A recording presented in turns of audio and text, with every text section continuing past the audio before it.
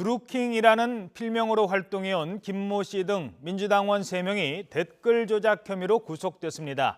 그런데 이 김모 씨가 민주당 김경수 의원에게 수백 개의 문자를 보낸 것으로 알려지면서 이 댓글 조작 논란을 둘러싼 정치권 공방이 가열되고 있습니다. 유영하 한국외대 초빙 교수 백성문 변호사와 함께 정치권 주요 이슈 짚어보도록 하겠습니다. 안녕하십니까? 네, 안녕하세요. 예.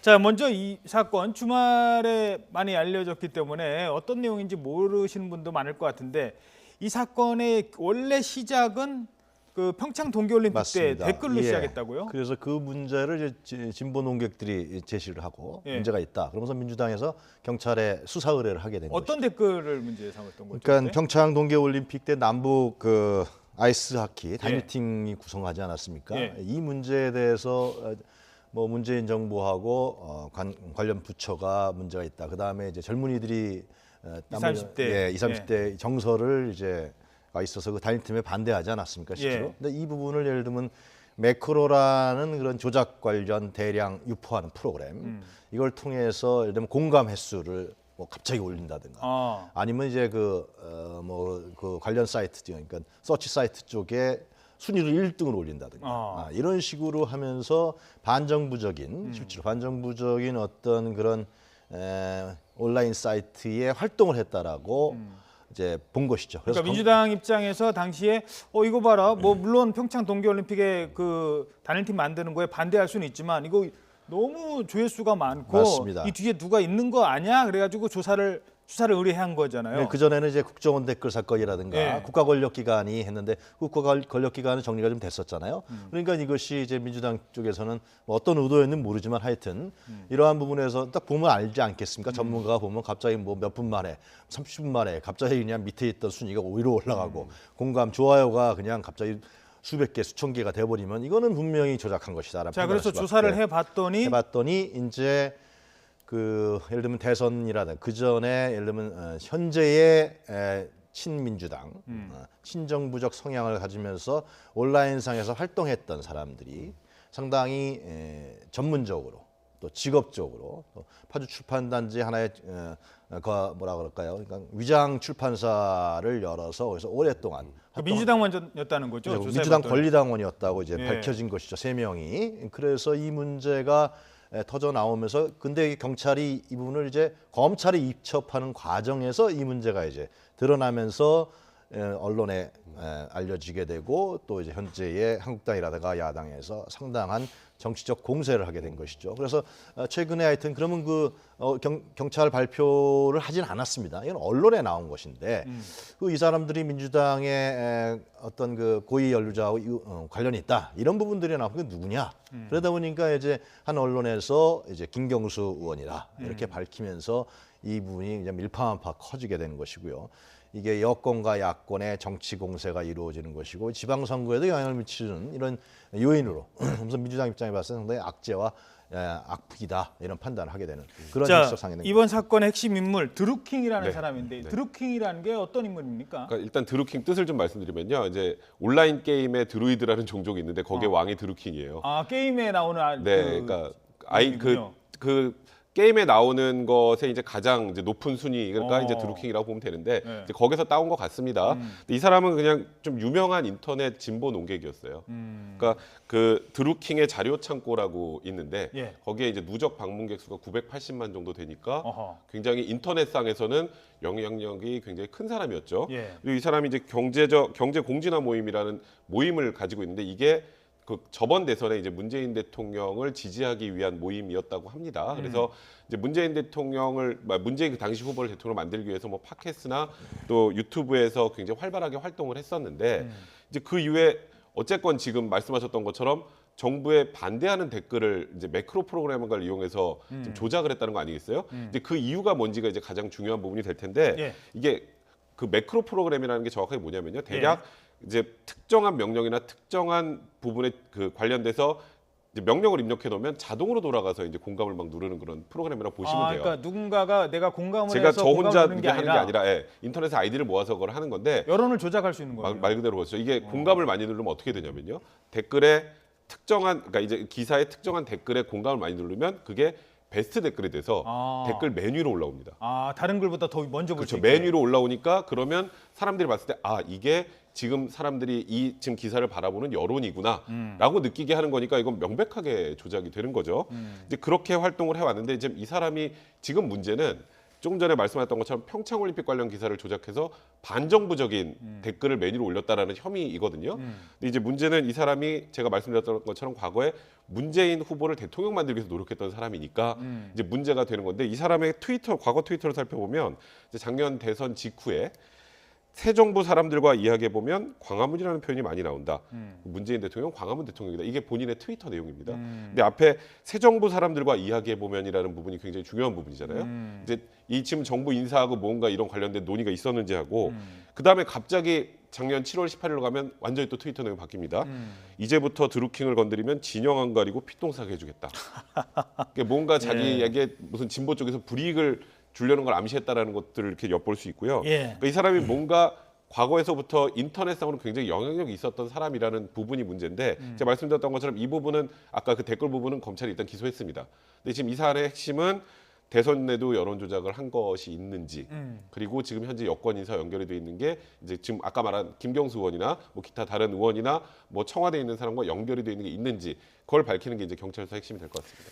그 권력 주변에 보면은 예. 왜 그 권력자 이름 팔아가면서 나 누구랑 친해라고 하면서 본인의 그 이름을 더 높이려고 한다든가 영향력을 행사하려고 하는 사람들이 많은데 이 사건을 그런데 드루킹을 조사해 봤더니 갑자기 김경수 의원의 이름이 자주 등장했다고요. 그 부분을 그러니까 두 사람이 어떤 관계였는지가 좀 의심스럽다는 측면이 그 많거든요. 측면이 지금 가장 핵심적인 것이죠. 김경수 의원은 이제 기자회견을 할 때 이건 N분의 한 사람이었다. 그러니까 대선 때 지금 이제 앵커께서 말씀하신 대로 많은 예를 들면 온라인상에 활동하는 사람들이 친민주당 성향의 인물이나 그룹이 이것은 도와주겠다고 자발적으로 한 것이고 그 부분의 한 명이다, 한 그룹이다. 그렇기 때문에 자기가 이 부분을 뭐 예를 들면 야당에서 주장한 것처럼 관리하거나 아니면 관계를 상당히 밀접하게 맺은 것이 아니라는 겁니다. 그러나 이제 문제는 이제 이것이 촉발된 거는 결국 이제 김경수 의원이 그건 인정했습니다만은 어떤 인사를 요구했다는 거 아니겠습니까? 이것이 나중에 이제 여권에서 나온 얘기지만 일본의 총영사를 요구했다. 인사. 자기가 총영사를 되게 해달라. 네, 지금 트윗에 나왔지만 예. 그리고 다른 자리도 요구했다는데 이것은 뭐냐 언론에서 나온 얘기 때문에 카더라보기 때문에 제가 얘기를 할 수는 없을 것 같고요.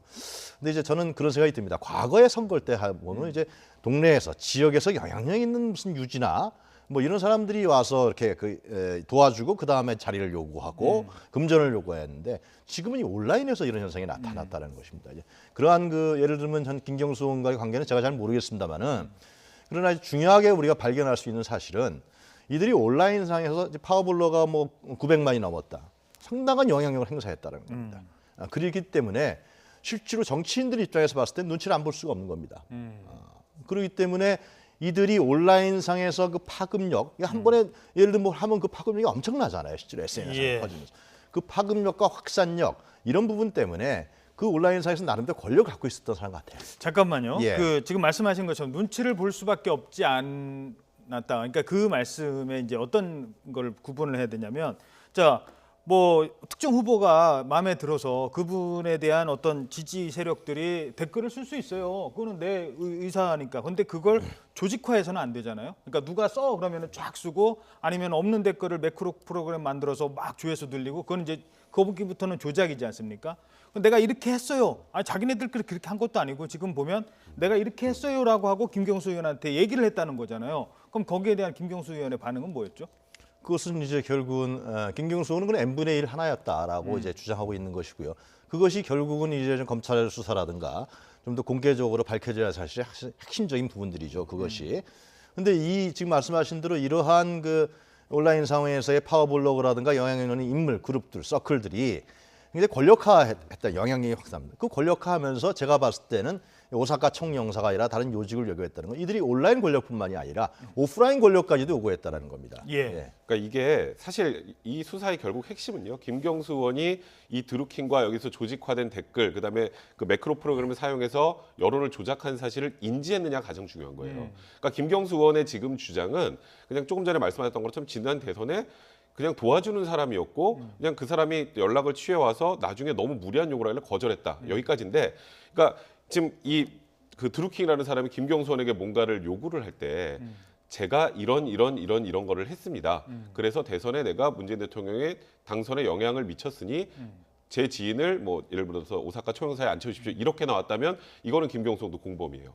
그렇게 나왔다면. 근데 그게 아니라 그냥 단순히 인터넷에서 그냥 제가 말씀 아까 하셨던 것처럼 인터넷 댓글 달고 우호적인 댓글 달고 이런 거는 사실 그건 조직화되어 있는 게 아니라면 그건 전혀 문제가 그렇죠. 아니거든요. 근데 네. 그걸 조직적으로 했다라는 것도 만약에 김경수 의원 인지를 했다면 그러면 이제 지금 파장은 이 단순하게 이 사람들 3명이 처벌받고 끝날 문제가 아니고 굉장히 파장이 커지는 거고요. 결국 그래서 이제 경찰 수사의 핵심은 김경수 의원이 그 부분을 지금 현재 이 사람들이 저질렀던 불법을 알고 있었느냐 몰랐느냐 이걸 이제 판단을 하는 게 이번 수사의 핵심이 될 거고 여기서 만약에 불법성을 인식했다면 이거는 정치권에서도 파장이 엄청 커질 가능성이 그 있죠. 알고 있었느냐 모르느냐는 두 사람의 대화 내용인데 그렇죠. 그게 지금 무슨 카카오톡이나 이런 게 아니라 뭐 이 비공개로 할 수 있는 네. 그런 프로그램을 이용했다고요? 그러니까 이제 텔레그램이라고 과거에 이제 뭐 카카오톡에 관련된 뭐 감청이나 뭐 이런 부분 관련해서 뭐 그런 얘기 있잖아요. SNS 망명이다. 텔레그램 보안이 철저하다. 이번에 안희정 지사도 역시 텔레그램을 사용을 했었고요. 그러니까 텔레그램을 사용했다라는 것만으로도 사람들은 좀 의심을 해요. 왜냐하면 이건 자동으로 지워지는 그 내용들이 자동으로 지워질 수 있는 그런 비밀 채팅도 가능하고요. 내가 쓴 거를 내가 다 지울 수도 있다면서요? 그건 본인이 안 지워도 자동으로 지워지는 프로그램까지 있어요. 자동으로 네. 지워져요? 그리고 네. 이게 복구도 좀 힘들다고 하고요. 근데 일단은 지금 뭐 드루킹의 휴대전화나 이런 것들은 아마 다 압수가 됐을 거니까 그걸 지금 디지털 포렌식으로 복원을 하는데 그게 복원 가능한지는 좀 지켜봐야 될 것 같고요. 근데 김경수 의원은 지금 댓글이 다 지워졌다는 취지로 지금 얘기를 하는 것 같아요. 예. 현재 그러니까 남아 있는 것이 없다고 하는데 그러다 보니까 지금 일단은 뭐 대중들도 조금 아, 이 좀 이상한 것 아닌가라고 좀 보고 있는 상황인 것 같고 일단은 경찰과 검찰의 수사 과정을 좀 지켜봐야 될 것 같습니다. 자, 그러면 여기에 대한 김경수 의원의 그 반응을 먼저 전해드리죠. 반박하고 나섰는데요. 김경수 의원의 입장 잠시 들어보겠습니다. 문제가 된 인물은 지난 대선 경선 전에 문재인 후보를 돕겠다면서 스스로 연락을 하고 찾아온 사람입니다. 선거 때는 통상적으로 자주 있는 일입니다. 그 이후에 드루킹은 텔레그램으로 많은 연락을 보내왔습니다. 그런데 선거가 끝난 뒤 드루킹은 무리한 요구를 해왔습니다. 인사 관련 무리한 요구였고 청탁이 뜻대로 받아들여지지 않자 상당한 불만을 품은 것으로 보였습니다. 예. 그렇게 끝난 일이었습니다. 자, 그러니까 뭐 선거를 할 때 주변에서 도와주겠다는 사람들 많습니다. 그러니까 지지자 중에 한 사람도 아이고 고맙습니다라고 하죠. 그런데 그렇게 와서 도와주는 사람들이 있고요. 어떤 사람들 보면 그 총선이나 그런 시기 때 보면 가서 뭐 동네 할머니들이 와서 인사하면서 내가 이번에 당신 뽑았어. 그러면 예. 거기서 하고 고맙다고 하지 뭐 어떻게 합니까? 그것까지 뭐 막을 수는 없죠. 그런데 카톡방인가요? 아까 뭐 텔레그램. 텔레그램 방에 보면 한 40명씩 들어있는 방이 있대요. 근데 그 방에 같이 활동을 할 정도로 김경수 의원과 이 드루킹이 잘하는 사이면 도와주겠다는 게 뭘 하면서 도와주는 거는 적어도 알 수 있었던 것 아니냐 이런 의혹이 제기될 수 있거든요. 결국 그것은 이제 김경수 의원이 밝히거나 아니면은 이제 검찰 수사에서 밝혀야 될 내용들이죠. 그거 갖고 이제 뭐 어떻다 얘기하기는 쉽지 않은 것 같은데 지금 이제 지적하신 대로 상당 부분에 대한 논란의 규명이 이루어져야 사실인 건 분명한 것 같습니다.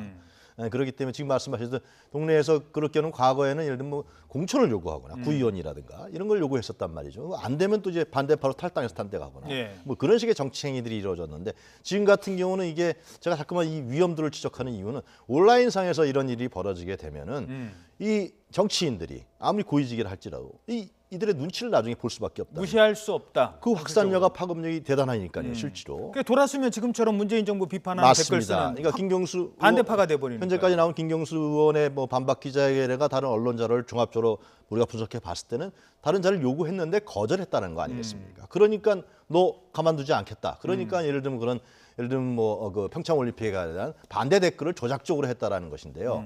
이런 부분에 대해서 저는 진짜 이번에 이참에 제가 한마디만 말씀드리면 국회에서 이런 부분에 대해서 제도적으로 법적으로 할 수 있는 부분들을 정치인들이 용기 내서 해야 된다는 겁니다. 예. 굉장히. 예. 알겠습니다. 예. 자, 문제는 근데 김경수 의원이 문재인 대통령의 최측근 중에 한 명이라는 거고 경남지사 출마를 앞두고 있었다는 겁니다. 자, 이러면서 이 휘발성이 정말 커지고 있습니다. 야당의 반응 그리고 민주당의 해명 이런 내용들을 각 당의 입장을 함께 들어보도록 하겠습니다. 김경수 의원은 피의자 신분도 아니며 특히 관련된 보도 내용은 근거나 증거가 없는 입증되지 않는 것이기 때문에 정보 유출 문제는 범죄가 될 수 있습니다. 정권 차원의 여론 조작과 국기문란 의혹이 제기되는 사건인 만큼 경우에 따라 특검을 추진하는 방안도 깊게 고려하고 있다는 점을 우선 말씀드립니다. 그리고 대통령 측근이기 때문에 권력의 심장부에 있는 사람입니다. 김경수 의원 수사에 본인이 스스로 협조를 해야 되고 이 특검이 진행될 수 있도록 민주당은 적극적으로 협력해야 될 것입니다. 네, 적어도 이 드루킹이라는 사람은 그 댓글 조작, 그러니까 여론 조작의 그 분야에서는 전문 범죄인입니다. 그렇죠? 그러면 이 사람이 어떤 글을 언제부터 이렇게 댓글 조작을 해왔는지 여기에 이제 아마 정치권에서는 논란을 계속 짚을 것 같아요. 그렇죠. 지금 현재 오늘 기소된 내용은 말씀하셨던 평창올림픽 관련해서 남북 아이스하키 단일팀 관련해서 좀 안 좋게 지금 정부를 비판하는 댓글의 공감수를 확 늘리는 방법으로 여론 조작했다는 혐의 아니겠습니까?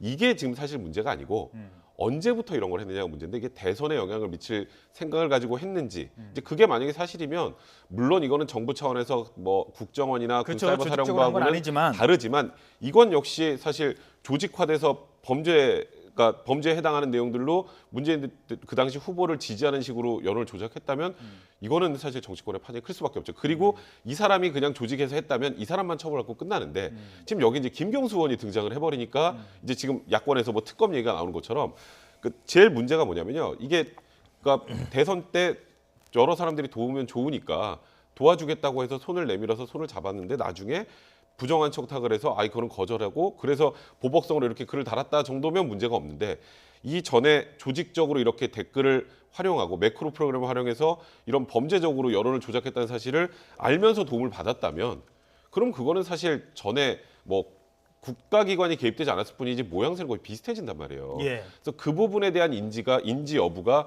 사실 이번 사건의 결국은 핵심이 될 수밖에 없는 상황입니다. 알겠습니다. 하나만 더 짚어보죠. 김경수 의원 경남지사 지금 출마를 앞두고 있는데 상당한 악재가 등장한 것 같아요. 그렇죠. 김경수 의원뿐만이 아니라 이건 여권 전체에 김기식 금감원장 사건도 있었는데 실제로 이 문제가 예를 들면 계속해서 국정조사라든가 특검을 야권에서 요구하게 되면 이건 선거 때까지 갈 수밖에 없는 사안인 것이죠.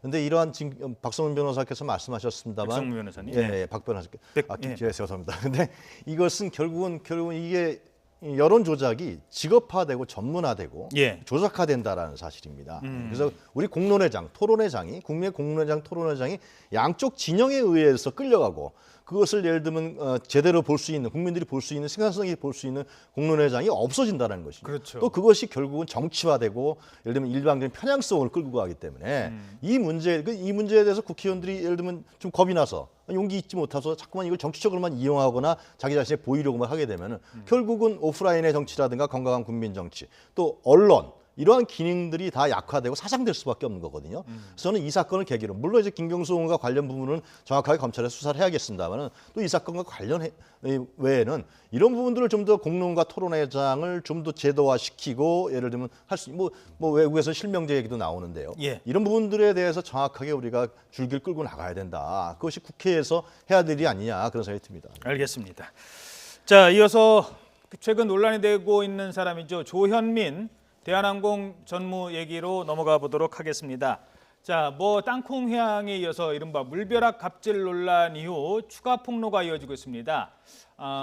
그 대한항공 직원 중에 한 사람인 것 같은데요. 직원 중에 한 사람이 녹음을 했답니다. 임원을 향해 자기보다 나이가 많은 임원을 향해 소리 지르는 음성 파일이다라고 주장을 하면서 공개를 했는데요. 먼저 한번 들어보도록 하겠습니다. 몰라.